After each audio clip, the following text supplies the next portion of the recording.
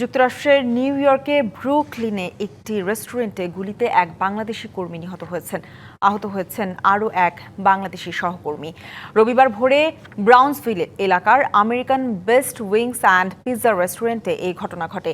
রেস্টুরেন্টের মালিক জানিয়েছেন, নিহত ইউসুফ রাজু ও আহত রাসেল সেখানে কর্মরত ছিলেন। জানা যায়, এক গ্রাহক খাবারের বিল পরিশোধ করতে না চাইলে চলে যাচ্ছিলেন। এ সময় তাকে বিল পরিশোধের কথা বললে বাকবিতণ্ডা হয়। এক পর্যায়ে ওই গ্রাহক পিস্তল বের করে কয়েক রাউন্ড গুলি চালায়। মাথায় গুলিবিদ্ধ অবস্থায় রাজুকে হাসপাতালে নেওয়া হলে চিকিৎসক মৃত ঘোষণা করেন। আহত আরেক কর্মী রাসেলের পায়ে গুলি লাগে। ঘটনাস্থল থেকে রক্ত ও বিভিন্ন আলামত সংগ্রহ করেছে পুলিশ। রেস্টুরেন্টের সিসিটিভি ফুটেজ পরীক্ষা করে হামলাকারীকে শনাক্তের চেষ্টা চলছে, তবে এখনও কাউকে গ্রেপ্তার করতে পারেনি পুলিশ। নিহত রাজুর বাড়ি নোয়াখালীর সোনাইমুড়ির কংসনগরে, আহত রাসেলের বাড়িও নোয়াখালীতে।